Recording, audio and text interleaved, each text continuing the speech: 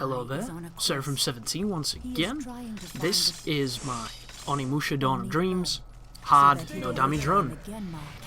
So we're on stage 6 and it's entitled Child's Revenge. This is part 1 of 2, and you'll notice there's this interesting narrator that every so often she turns up and she lays down the laws. But I believe the game wants you to take Tenkai on this particular mission because we've taken him from the previous one. It doesn't really matter. You'll notice I don't use the sub-characters all that much, which, considering how I fight, you'd think I would, because you can do what I'm doing right now. You can do this Isen technique that I use quite a lot with anybody. It's just I'm kind of loyal to main characters, and I don't know why. I think it's just something from the way I've been brought up with games, you know. You always played as a main character, you always, you know, I always kind of favoured the main characters, and thus it still affects me to this day. But this enemy here is a Spearman, and they do a very predictable and easy to punish run attack. Because if you press attack anywhere near them when they are doing the run, they are vulnerable to a critical, so you can do the Isen on them quite simply. If they are brown instead of green, it means that the running attack will lock onto you, so it'll mean that they adjust as they run. If they're green like those fellas, they will just commit to it bullheadedly and just rush forward, which means they're probably the easiest enemy on the game to do that kind of attack to. But this level here is going to introduce you to the concept of swapping between the characters to do a handful of puzzles and a handful of specific actions. The first one is that just there. Tenkai has an ability to talk to the dead. Some of them have items you need, some of them just tell you interesting things like codes for doors and stuff. It's a pretty arbitrary function as I mess this puzzle up like an idiot. Which is just one of them things that can happen sometimes when you're recording. Here are the puzzle boxes. These things can be an absolute nightmare. As you just saw, I got that one wrong there. But a lot of the times, they're pretty simple. Unlike this one, which is only 3 moves, but for the life of me I couldn't figure them out until I did that one, and we finally got it. But you'll notice on those screens as well, you can see the artifacting that's happening on the screen. That is due to the emulation. There's problems with certain parts of the emulation, and I was really optimistic with the PlayStation 2 emulator at this point, because this game plays wonderfully. You know, it runs at 60 frames per second. It never slows down hardly, it looks great, it's got all the settings on the right areas, and I haven't had to mess with it too much. So in my zeal of enjoying this project so much, I was like, you know, what PS2 games did I never touch, which I always wanted to, or I never got down to, or I could never afford to? And I managed to track down the ROMs for them, and to try and test them out, and every single one of them that I picked played like dog shit. The frame rate was dead. You know, just not good at all, and I tried changing so many things, and I tried searching so many forums to see if I could fix the things that I didn't understand, and it just didn't seem to be the case, because it appears that some of the ROMs just don't play so well. Like, regardless of your hardware either, you know, you have to compromise a lot of quality to play them, and when I was looking for footage on YouTube for some of these games, watching people play at sub 20 frames per second, like, how the fuck does people do that? I can't do that. Like, I could buy the games for my PS2 that's, you know, sat next to me on my TV stand, and I wouldn't have to put up with that bullshit. It just means that it'd be low definition, which means recording, you know, low def is tantamount to suicide on YouTube, because low quality now, you don't realise just how poor low quality can be, and just how selective we've all become. Because we're just used to things being high definition, we're used to things not hurting our eyes when we watch them, and when you go back and you record those older things, they just don't look good. And unless you're using a machine, you know, like the PlayStation 3 that can do that emulation of making things look a little bit better, of improving the graphics ever so slightly, compensating, you know, they look really rough. And that's why this is so great, because it enables you to play a game that is, you know, at the last end of the PlayStation 2 generation, but you really wouldn't be able to tell, because with the way that this game looks, thanks to the settings that it's rendered with, it looks like an Xbox game. And sure, the textures, if you look too deep, will look a bit muddy, and You know, some of the things aren't quite as sharp as they would be nowadays, but it still looks really nice. And as much as I do enjoy graphics, I've never been a person who's all graphics. To me, gameplay is the most important thing. And it was really funny because I got a comment about a guy saying, you know, why are you always shitting on the graphics of Wolfenstein The New Order when, you know, it's all about gameplay and you shouldn't be obsessed with graphics? And anybody that knows me knows I'm not obsessed with graphics at all, so this guy's comment is fundamentally retarded. But every single instance that I mentioned the graphics on that game, it was always to defend it from criticism, so I somehow got, you know, turned into a criticizer in the mind of this bizarre denizen of the internet, which I suppose is the internet in general, really.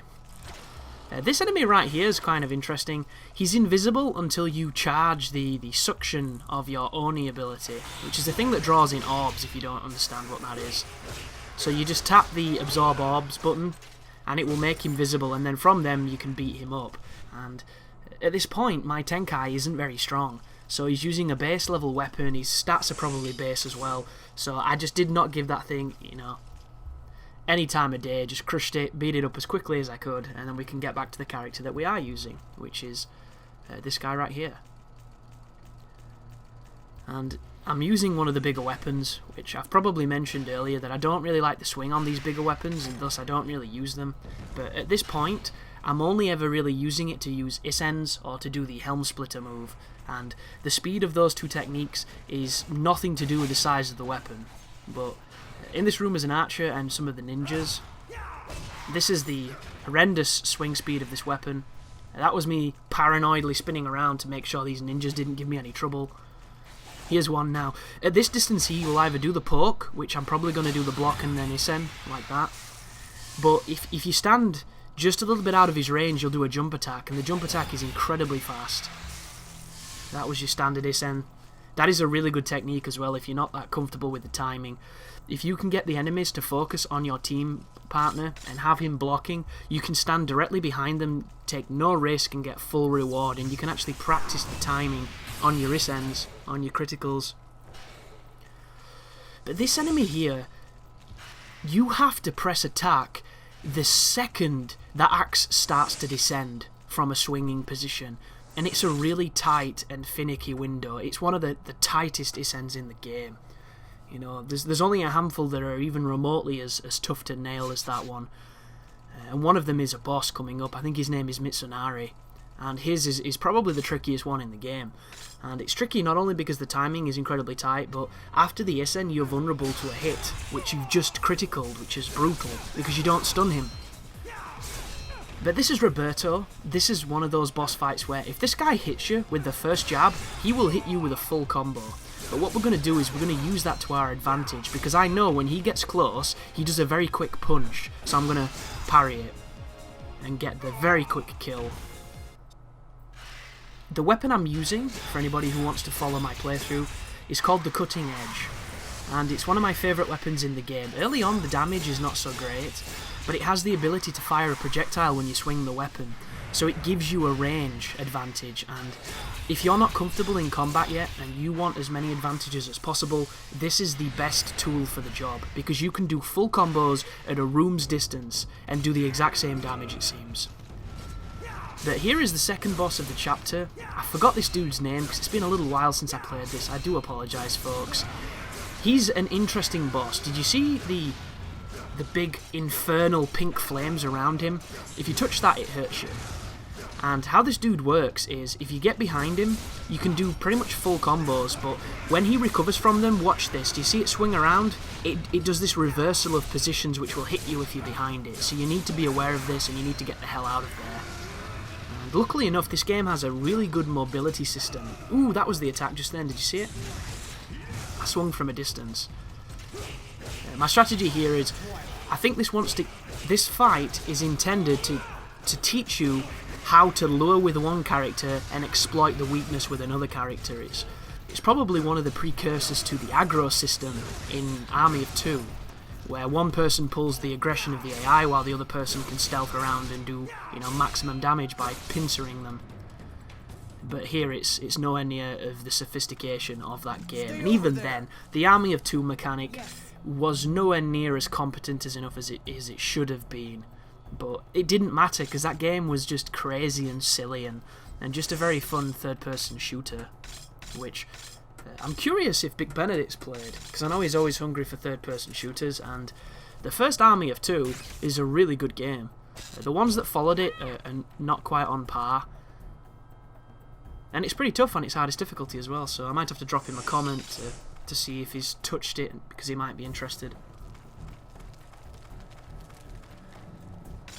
But we're back in wherever the hell we are. This is one of the castles. You'll notice we're playing with, is it Ohatsu? I believe her name is. The cool thing about Ohatsu is her ability to use the grapple hook. But the grapple hook is definitely showing the age of the game, because it takes like 1,000,000 hours to do, and I never really understood that. But a couple of enemies in this room, nothing too crazy. There's me trying to get the Isen and using terrible timing. Sometimes on the easy guys, I find it much more easier when I'm under threat to do the Isen. Sometimes, you need that little bit of an incentive to get that timing down. And if you're watching this and you're wondering if this game's all about countering, it's actually nothing to do with countering, it's just a technique that I personally prefer. Like, a game that I absolutely adore is Metal Gear Rising, and I adore that game for the very fact that it is probably the most polished, mechanics-wise parry game I've ever played. And I will still say to this day, if you are not parrying and playing to parry on that game, you are doing it wrong. And that's not to say that you can't combo and you can't play it like you do your standard action games, but I fervently believe it was made to have that Zandatsu, fighting style, and it just works wonderfully. How many games can you think of that on every difficulty you can beat the entire game using one technique? And that one technique is not a cheesy iframe spamming move or anything along those lines. It's a technique that essentially takes a lot of skill to do, but gives you maximum reward for doing it. And to me, that's perfect game design. Which is why I will always love that game and defend it to the bone. But this is quite a heavy puzzle area. We're going to be getting the handles for those pulleys so that we can open doors and raise platforms and things. Somebody mentioned in one of the comments that they think the camera's a little bit too close to the character, and what you've got to bear in mind, folks, is this game is from a different generation, and sometimes when people say that, I don't think you really truly understand what that means. Like, I was watching DSP last night, one of my guilty pleasures. He was playing Devil May Cry, the original and the high definition remake, and a lot of his criticisms, which he has a lot, were to do with the camera system on that game and various other mechanical parts of it, and he immediately assumes that it's through choice that they did certain things. What he fails to realise is some of those design choices weren't necessarily choices, they were just how games were made back then. They were just how Capcom made things. Because the original Devil May Cry, as a lot of people know, was a Resident Evil game before it became something else. So a lot of the tropes of how those games were created existed in that franchise, and for the most they've got rid of a lot of it because it's become its own entity, but that original game was almost an intermediary between an action game that had never really been done the way it was done and a survival horror game, action-adventure type deal. So the cameras were never really meant to function the way they did. That's just the way they always had. And if they could have had a free camera, or if they could have figured out how to make it work in that environment at the time, no doubt they probably would have. But the chances are is they were restricted by memory, restrictions. They were probably restricted just by the sheer limitations of the machines that they were building them on and their expertise with them. There's a lot of things that we seem to forget. And I think that's why it's so easy to be overly, critical on certain things. And I myself am extremely critical, especially of modern games. But it's usually because of how much money and how big the teams are that are making them, that the issues that exist simply shouldn't have. And I don't know if they were the exact same thing as in those old titles, I'm just, at this moment in time, ignorant of the struggles that they faced. And I actually watched a developer commentary for Bayonetta by Hideki Kamiya, who I'm falling in love with this man, and I already loved him anyway. It's kind of my most recent man crush.